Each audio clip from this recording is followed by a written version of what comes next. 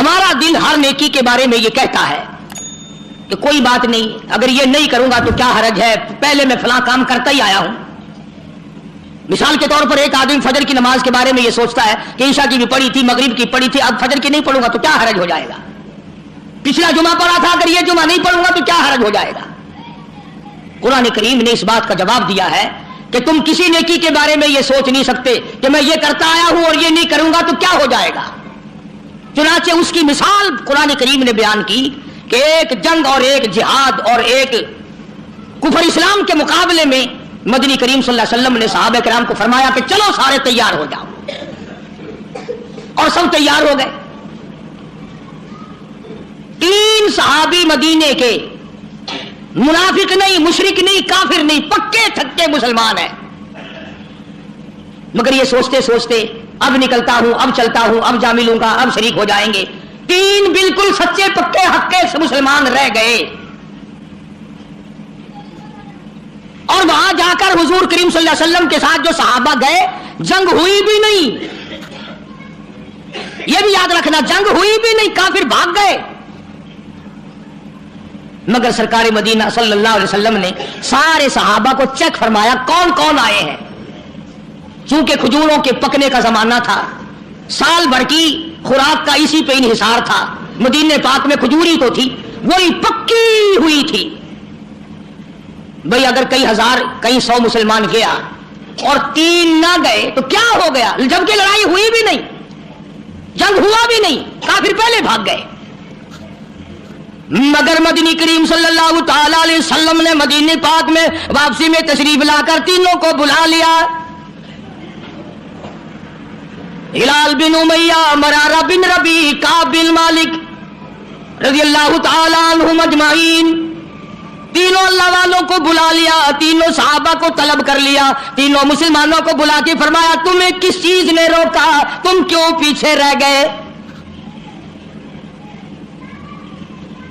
उस जमाने में मुनाफिक झूठ बोला करते थे, आजकल तो अल्हम्दुलिल्लाह मेरे जैसे मौलवी और तेरे जैसे हाजी ने सारी उम्र में कभी झूठ इंशाअल्लाह कभी नहीं बोला होगा। तोबा तोबा, हम लोग झूठ बोल सकते हैं? सांस नहीं आता फनकारी के बगैर। तीनों मुसलमानों ने साफ साफ अर्ज कर दिया, काबिल मालिक से पूछा तू क्यों रहा, अर्ज किया या रसूल अल्लाह सल्लल्लाहु अलैहि वसल्लम मेरे पास सवारी बड़ी तेज थी, बस यूं करते करते अभी निकलता हूं, सवारी तेज है जा मिलेगी, अभी निकलता हूं, अभी निकलता हूं, यूं करते करते खामखा रह गया। काब बिन मालिक ने भी यही अर्ज किया, हिलाल बिन उमैया ने इस किस्म की बात बताई, मरारा बिन रबी ने भी ऐसी बात बताई।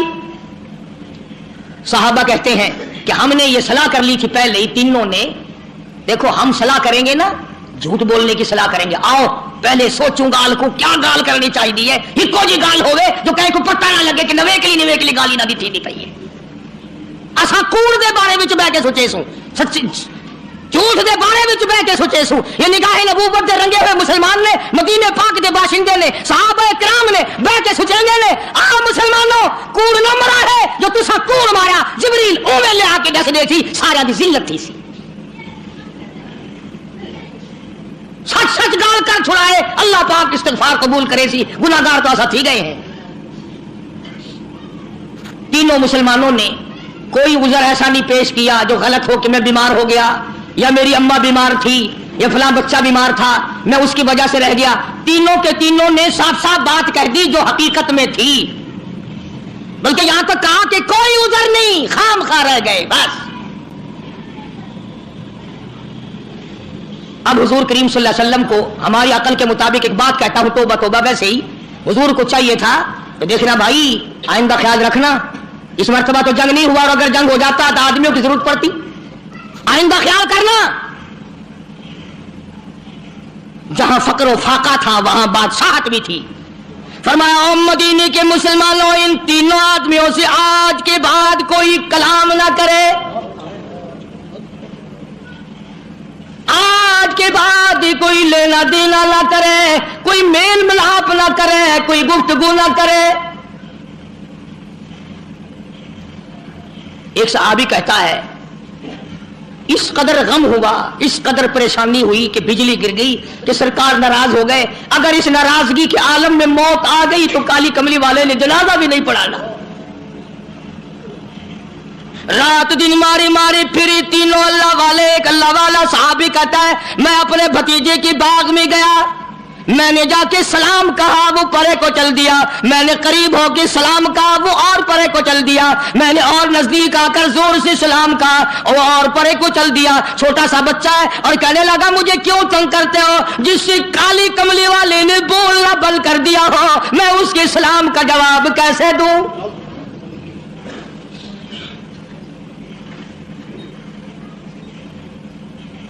بیویوں نے کھانا پکا کر دینا بند کر دیا.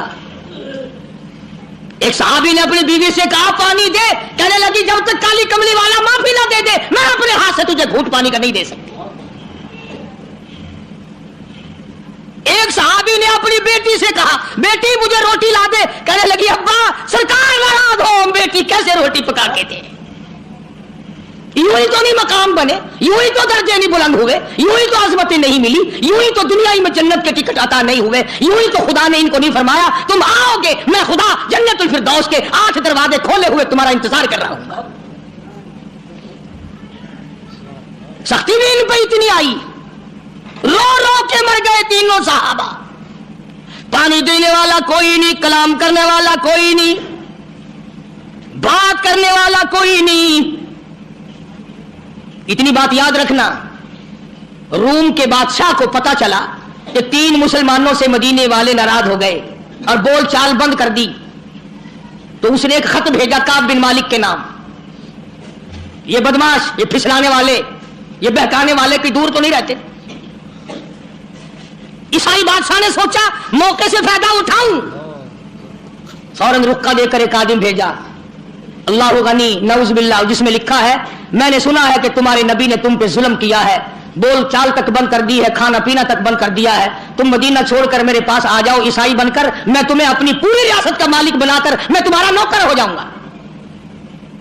دیکھا کتنا بڑا لالچ,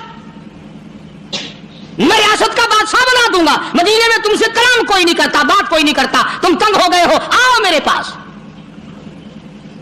علماء کرام نے لکھا کعب بن مالک نے وہ رکا تندور میں ڈال دیا اور سربہ سجود ہو کے رویا الہی میرے ایمان کی خیر ہو, اب تو میرے ایمان میں عیسائی کتے بھی طمع کرنے لگے. تینوں صحابہ رات دن روتے ہیں, رات دن پریشان ہے, ہر وقت اپنے آپ کو ادھر ادھر کرنے کی کوشش کرتے ہیں. صحابی کہتا ہے میں نماز میں آیا کرتا تھا اور میں کنکھیوں سے دیکھا کرتا تھا کہ حضور کریم صلی اللہ علیہ وسلم میری طرف دیکھتے ہیں کہ نہیں. امام الانبیاء محبوب کبریا حضرت محمد مصطفیٰ صلی اللہ تعالی علیہ وسلم کے 3 دیوانے, 3 پروانے, 3 جانثار, 3 سچے عاشق اتنی سی غلطی کر بیٹھے, ایک جنگ میں نہ گئے, بدر میں گئے, احد میں گئے, خندق میں گئے, صرف تبوک میں نہ جا سکے. آج کتنی بڑی سزا ہے کہ تھوڑے ورگا ہوندا نا خیر ہے جی, خیر ہے, خیر ہے, خیر ہے, آگے کئی باری گئے ہیں اور جنگ آسی نا انشاءاللہ سا تھوڑے کو پہلے ٹر جاسو, ناراض نہ تھی وہ بادشاہ ہو, تھوڑے کو پہلے ٹر جاسو, آئندہ جنگ موقع آئے گا تو سب تو ناراض تھی میں لگ گئے ہو. تینوں مسلمان پریشان ہیں, تباہ ہو رہے ہیں رو رو کر. امام الانبیاء محبوب کبریا حضرت محمد مصطفیٰ صلی اللہ تعالی علیہ وسلم فرماتے ہیں کہ ایک صحابی نے اپنے آپ کو ستون سے مسجد نبوی میں باندھ دیا, جب تک معافی نہ ملے گی میں بندہ رہوں گا. رات دن رویا کرتے تھے, عاجزی کیا کرتے تھے.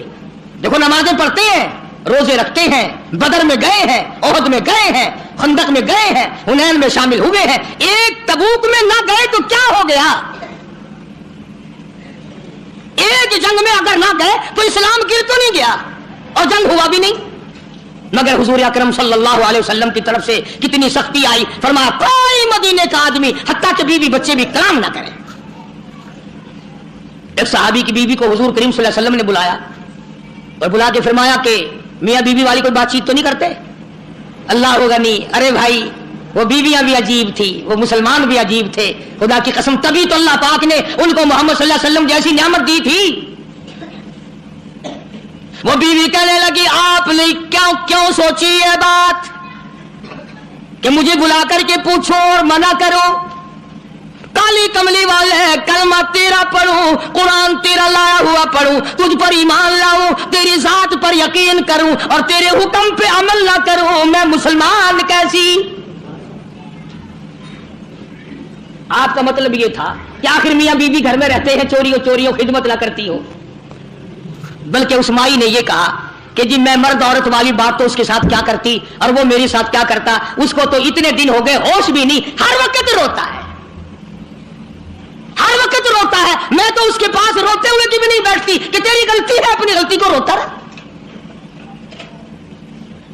چنانچہ جب تینوں مسلمانوں کے رونے کی انتہا ہو گئی، اور دیکھو لالچ دیا عیسائی نے، عیسائی کا لالچ قبول کرنے کے بجائے اور اللہ سے پناہ مانگی کہ یا اللہ معاف کر دے، میرے ایمان میں عیسائی کتا بھی اب طمع کرنے لگا ہے۔ میں اور اگر آپ ہوتے فوراً بدل جاتے، کہتے چلو بھائی کوئی نہیں، اگر یہاں قبول نہیں تو چلو وہاں چلتے، بھائی کیا کریں بھائی، مجبوری ہے۔ جو سلام تک نہیں لیتے، کلام بند کر دیا، اپنا پرایا سب بند ہو گئے، تو چلتے ہیں بھائی، تم اپنا اسلام سنبھالو بھائی، ہم چلے جائیں گے، اور کیا ہے۔ یہ نہیں سوچنے کہ ایک اندر سے نکل کیا رہا ہے۔ مگر جب صحابہ کرام رضوان اللہ تعالی علیہم اجمعین کی جماعت نے رو کے حد کر دی، پریشان ہو کے حد کر دی، رات دن تکلیف میں گزرا، قرآن کریم میں مدنی کریم صلی اللہ علیہ وسلم پہ وحی آئی، ان کی توبہ کی قبولیت کا قرآن میں اعلان آیا، لَقَدْ تَابَ اللَّهُ عَلَى النَّبِيِّ وَالْمُهَاجِرِينَ وَالْأَنصَارِ الَّذِينَ اتَّبَعُوهُمْ۔ وہ تین آدمی جنہوں نے توبہ کی، تینوں کی توبہ میں قبول کرتا ہوں۔ کتنے خوش نصیب ہوں گے وہ لوگ جن کی توبہ کا اعلان قرآن، خدا یہ کہے کہ میں نے ان کو معاف کر دیا۔ لَقَدْ تَابَ اللَّهُ عَلَى النَّبِيِّ وَالْمُهَاجِرِينَ وَالْأَنصَارِ الَّذِينَ اتَّبَعُوهُمْ، تمام کے تمام مسلمان، اور یہ تینوں ثلاثۃ الذین یخلفوا کے الفاظ موجود ہیں کہ ان تینوں کو میں نے معاف کر دیا۔ ثم تاب علیہم لیتوبوا، اللہ اکبر اللہ اکبر۔ ادھر خدا کا قرآن نازل ہوا، ان کی توبہ اور استغفار کی قبولیت کا اعلان ہوا، ادھر حضور کریم صلی اللہ علیہ وسلم نے قرآن مجید کی تلاوت آیت فرمائی کہ مجھ پہ یہ آیت نازل ہوئی۔ مسلمان دوڑے ہیں، مسلمان بھاگے ہیں مبارکباد دینے کے لیے کہ تمہاری توبہ قبول ہو گئی۔ کوئی گھوڑے پہ چڑھ کے دوڑا، کوئی پیدل دوڑا، ایک نے پہاڑ پہ چڑھ کر آواز لگا دی، کامل مالک مبارک ہو، تیری توبہ کی قبولیت قرآن میں آ گئی۔ انہیں قدر تھی بھائی۔ جو آدمی گھر پہ گیا نا، جس نے پہلے یہ بات پہنچائی، صحابی نے جتنے کپڑے پہن رکھے تھے سارے وہ کپڑے اس کو دے دیے، جو گھر میں سامان تھا وہ بھی اس کو اٹھا کر دے دیا، اور پھر تینوں کے تینوں حضور کریم صلی اللہ علیہ وسلم کی خدمت میں آئے۔ انہوں نے کہا یا رسول اللہ، یہ جو باغ ہے نا ہمارے، انہوں نے ہی ہمیں رکھا ہے، اور آج ہم یہ سارے کے سارے اسلام کے نام پہ وقف کرنا چاہتے ہیں، ہم تو اسلام کو دیتے ہیں، ہم یہ رکھتے ہی نہیں، کبھی آئندہ بھی ہم اسی طرح سے نہ مارے جائیں۔ حضور کریم صلی اللہ علیہ وسلم نے فرمایا تم سارا نہ دو، بیوی بچوں کا بھی حق ہے، تھوڑا تھوڑا حصہ دے دو، بقایا اپنے پاس رکھو، میں راضی میرا خدا راضی۔ چنانچہ ان کی توبہ کا اعلان قرآن میں آیا۔ اللہ تبارک و تعالیٰ نے دوسرے مقام پہ بھی فرما دیا، وَمِنَ النَّاسِ مَن يَشْرِي نَفْسَهُ ابْتِغَاءَ مَرْضَاتِ اللَّهِ۔ بعض لوگ وہ ہیں جنہوں نے اپنی جانوں کے بدلے میں اللہ کی رضا خرید لی۔ کوئی سونا خرید کرے گا، کوئی چاندی خرید کرے گا، کوئی کپڑا خریدے گا، کوئی غلہ خریدے گا، کوئی مویشی اور جانور خریدے گا۔ صحابہ کرام کے بارے میں قرآن کہتا ہے جان دی اور خدا کی رضا مول لے لی، اللہ کی رضا مول لے لی، اللہ کی خوشنودی مول لے لی، پروردگار عالم کی بندگی مول لے لی، اس کی اطاعت اور فرما برداری مول خرید لی، اس کی غلامی مول خرید لی، اس کے سامنے سر جھکانا خرید لیا، رکوع کرنا خرید لیا۔ آخری سانس آ جائے گا مگر اللہ کے حکم کے خلاف نہیں کروں گا، یہ صحابہ کرام نے عہد کر لیا۔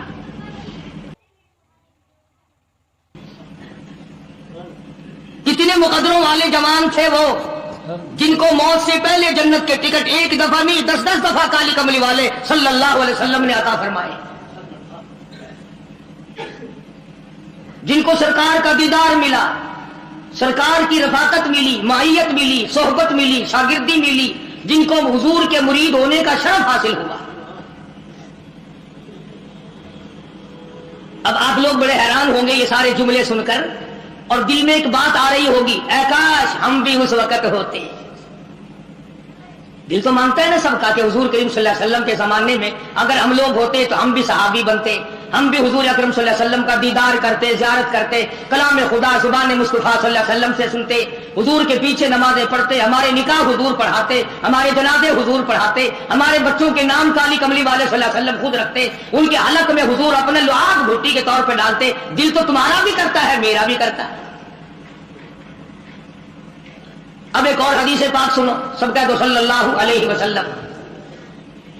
ارشاد فرمایا مدنی کریم صلی اللہ تعالی علیہ وسلم نے جس گھڑی میں جس آدمی کو جس ساعت میں اللہ پاک نے پیدا فرمایا، جس گھڑی میں اس کی موت آئی، ساری دنیا کی عمر میں اس کے لیے اس گھڑی سے زیادہ مناسب کوئی وقت نہ تھا۔ سمجھے؟ جس گھڑی میں جس دن میں اللہ پاک نے کسی کو پیدا فرمایا، ساری دنیا کی عمر میں، پوری دنیا کی زندگی میں اس آدمی کے لیے اس سے اچھی گھڑی ساتھ کوئی نہ تھی۔